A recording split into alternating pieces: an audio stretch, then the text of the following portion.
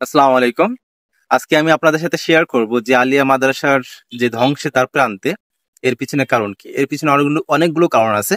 তবে একটা বিষয় স্পষ্ট বলতে চাই, সেটা হচ্ছে সকল আলিয়া মাদ্রাসা নয়, তবে অধিকাংশ আলিয়া মাদ্রাসা হচ্ছে ধ্বংসের তার প্রান্তে।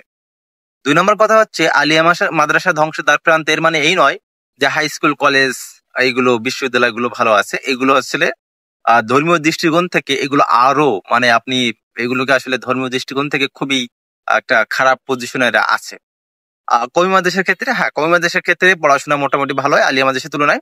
তবে সেই ক্ষেত্রে কওমি মাদ্রাসাতেও হচ্ছে দেখা যাচ্ছে বড় একটা মাদ্রাসার একটা অংশ একটা গুপ্ত গুনাহের মধ্যে লিপ্ত আছে।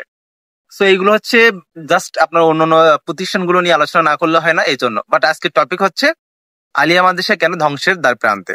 আলিয়া মাদ্রাসার অবস্থা দেখুন। আলিয়া মাদ্রাসায় এখন শিক্ষার্থীরা অধিকাংশ বাংলা, আরবি, ইংরেজি কোনো একটা ল্যাঙ্গুয়েজের উপর দক্ষতা নেই। ইভেন অধিকাংশ মাদ্রাসার স্টুডেন্ট, আলিয়া মাদ্রাসার স্টুডেন্টরা কোরআন মাজিদ পড়তে পারে না যদি সে হেফজ কিংবা কওমি মাদ্রাসা থেকে আগে থেকে না পড়ে আসে। অধিকাংশ বলেছে, সবগুলো নয়। তো তাহলে তারা কোরআন পড়তে পারে না যদি হেফজ অথবা কওমি না পড়তে পারে। তারা ইংরেজি পড়তে পারে না, কারণ হচ্ছে আমরা জানি করোনা ভাইরাস, তারপর হচ্ছে গত বছরের সিলেবাস, 24 সালের সিলেবাস, বাজে সিলেবাস। আর তারপরে যে বিষয়গুলো আছে সেগুলো হচ্ছে মাদ্রাসার শিক্ষকদের উদাসীনতা এবং অযোগ্যতা একটা বিষয়, এবং দুর্নীতি পরায়ণ মাদ্রাসার শিক্ষকরা। এই দোষগুলো অন্যান্য প্রতিষ্ঠানে অবশ্যই আছে, তবে সেইখানে যেহেতু ধর্মীয় শিক্ষালয় নয়, সেই জন্য এইগুলো আমার হচ্ছে আলোচ্য বিষয় নয়। তো এইখানে তাহলে আমি যে বিষয়গুলো এখন আলোচনা করব কেন ধ্বংসের দ্বার প্রান্তে, তাহলে দেখা যাচ্ছে যে শিক্ষকরা তাদেরকে ঠিকভাবে শেখাচ্ছেন না, 1 নাম্বার। 2 নাম্বার হচ্ছে শিক্ষকরা হচ্ছে দুর্নীতি পরায়ণ। তারা সরকারি যে বেতন আসছে সেটি পাইলেই যথেষ্ট মনে করে, এবং শিক্ষার্থীদের প্রতি তাদের গুরুত্বটা অনেক কম। তো দেখা যাচ্ছে যে আলিয়া মাদ্রাসার শিক্ষার্থীদের মধ্যে এখন একটা বড় একটা অংশ বেয়াদব, কিংবা দেখা যাচ্ছে আপনার বড় একটা আলিয়া মাদ্রাসার অংশ, সব আলিয়া মাদ্রাসা নয়, আমি বারবার বলছি, বেয়াদব, কিংবা সেইখানে অবাধ মেলামেশা ছেলে মেয়ে পাশাপাশি বসা একটা খুবই কমন একটা বিষয়। এটি সারা বাংলাদেশে যদি আপনার সেক্টর আলাদা না থাকে, বালক শাখা বালিকা শাখা, তাহলে পাশাপাশি বসা এবং আপনার কাপল মাদ্রাসা, আলিয়া মাদ্রাসাতে খুবই খুবই একটা কমন বিষয়। অর্থাৎ একটা ছেলে একটা মেয়ের সাথে অবৈধ যে সম্পর্ক, এগুলো খুবই একটা কমন একটা সিনারিও হয়ে দাঁড়িয়েছে। 2 নাম্বার যে বিষয়টা, সেটা হচ্ছে আলিয়া মাদ্রাসার শিক্ষার্থীদের মধ্যে উদাসীনতা লক্ষ্য করা যায়, এবং এই উদাসীনতার পিছনে কারণ হচ্ছে আমাদের অনাগ্রহ। আমরা তাদেরকে সঠিকভাবে শিক্ষা দিতে পারতেছি না, এবং আমরা জানি যে প্রাইমারি কিন্তু হচ্ছে দেখা যাচ্ছে একটা প্রাইভেট সেক্টর তৈরি হয়েছে প্রাইমারির জন্য। আপনার ক্যাডেট বলেন বা অন্যান্য সেক্টর বলেন, প্রি ক্যাডেট বলেন বা অন্যান্য সেক্টর বলেন। হাই স্কুল লেভেলও দেখা যাচ্ছে আপনার প্রাইভেট হাই স্কুল তৈরি হয়েছে। মাদ্রাসা লেভেলেও এখন দেখা যাচ্ছে প্রাইভেট মাদ্রাসা তৈরি হয়েছে। তো এই যে প্রাইভেট মাদ্রাসাগুলো কেন তৈরি হয়েছে, কারণ হচ্ছে পড়াশোনা হচ্ছে না। যে আধা সরকারি বা এনটিআরসি থেকে অর্থাৎ এমপিওভুক্ত যে প্রতিষ্ঠানগুলো, সেখানে হচ্ছে পড়াশোনা হচ্ছে না, যার ফলে প্রাইভেট প্রতিষ্ঠান তৈরি হয়ে যাচ্ছে। এখন দেখুন শিক্ষকরা কিভাবে দুর্নীতি পরায়ণ, কিংবা এখানে যারা বড় বড় হুজুর আছে তারা কিভাবে আসলে দুর্নীতির মধ্যে আবদ্ধ। আর আমরা তাদেরকে ডেকে নিয়ে আসি বিভিন্ন মাহফিলে, এবং আমরা ভাবি বিশাল বড় আলেম, অমুক মাদ্রাসার প্রিন্সিপাল, ভাইস প্রিন্সিপাল বা আরবি প্রভাষক বা মহাদ্দিস। দেখুন এদেরকে আমরা একটু জাস্টিফাই করি এরা আসলে কতটা ভালো।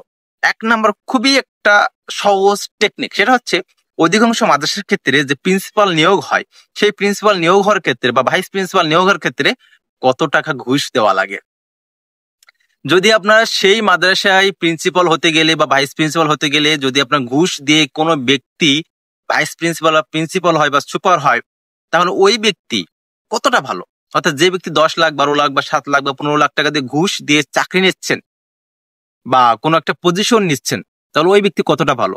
তাহলে আপনি জাস্টিফাই করেন বা আপনি দেখুন সারা বাংলাদেশে অধিকাংশ মাদ্রাসার প্রিন্সিপাল বা ভাইস প্রিন্সিপাল একটা যোগাযোগ, একটা টাকার মাধ্যমে তারা ওই পদে যাচ্ছেন।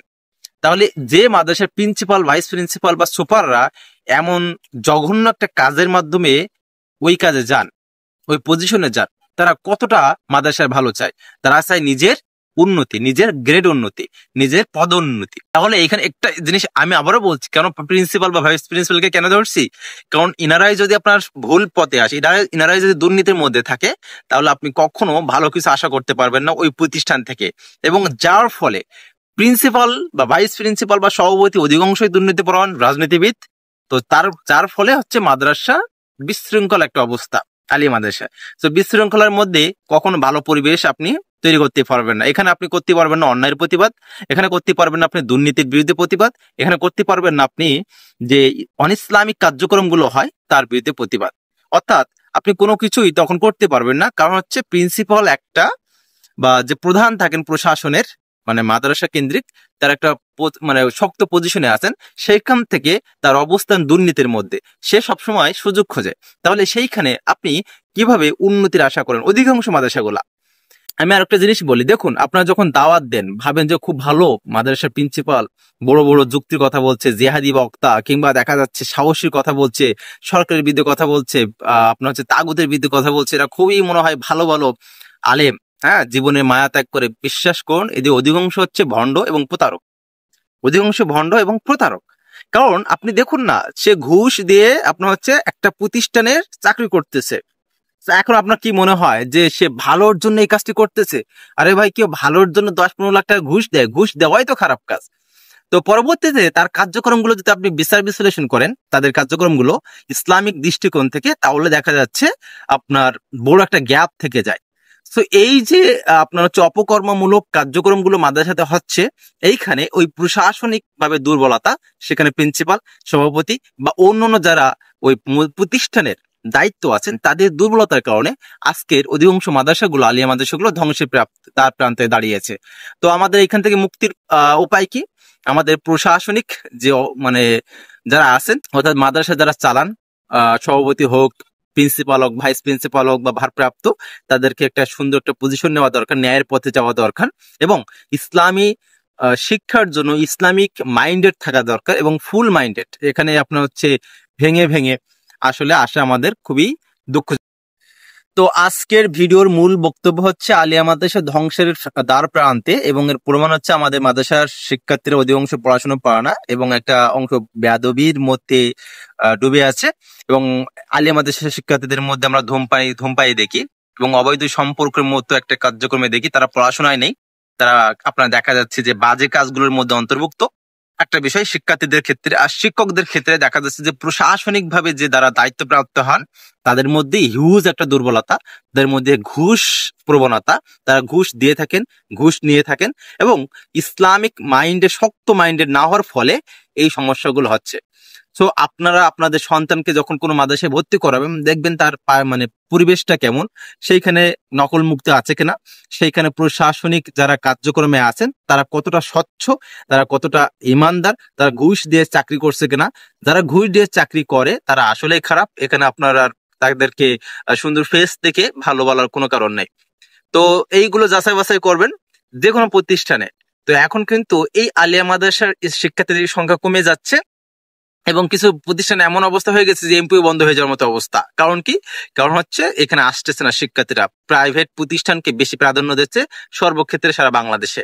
সো আপনারা যারা আলিয়া মাদ্রাসার বিভিন্ন সেক্টরে আছেন, তারা অবশ্যই এই বিষয়গুলো গুরুত্ব দেবেন, শিক্ষার্থীদের কিভাবে ডেভেলপমেন্ট করা যায় তাদের শিক্ষার ক্ষেত্রে, এবং শিক্ষকরা চেষ্টা করবেন নিজেদেরকে, অর্থাৎ নিজেদেরকে ভালো রেখে, ন্যায়ের পথে রেখে শিক্ষার্থীদেরকে ভালোভাবে শিক্ষা দেওয়া, এবং নিজের যে ইনকাম সেটা হালাল রাখা, এবং শিক্ষার্থীদের যে অবৈধ কার্যক্রম, আপনার ধূমপান বা মাদকাসক্ত, কিংবা দেখা যাচ্ছে অবাধ মেলামেশা, কিংবা দেখেছে আপনার ইসলামের যে মৌলিক যে নীতিমালাগুলো তার বাইরে যেন তারা না যেতে পারে, সেগুলো লক্ষ্য রাখা। আর যারা প্রিন্সিপাল বা ভাইস প্রিন্সিপাল আছেন, তাদের করণীয় যে আপনাকে এই প্রতিষ্ঠানের চাকরি দেওয়া হয়েছে, এই মাদ্রাসাটাকে গুছিয়ে প্রতিষ্ঠানের প্রত্যেকটা সুবিধা অসুবিধা দেখে প্রতিষ্ঠান থেকে যেন ভালো আলেম তৈরি হয় সেই দিকে লক্ষ্য রাখা। আপনার ব্যক্তিগত টাকা ইনকাম কিংবা সুযোগ সুবিধা বা পথ ধরে রাখার দিকে যেন আপনারা নজর না দেন, বরঞ্চ আপনাদের নজর যেন থাকে যে আলেম তৈরি করা, কিংবা ইসলামের যে হালাল হারামগুলো আছে সেইগুলো যেন আমার শিক্ষার্থীরা মেনে চলতে পারে, সেই বিষয়গুলো। সো আজ এই পর্যন্ত। আসসালামু আলাইকুম রহমতুল্লাহি ওয়া বারাকাতুহু।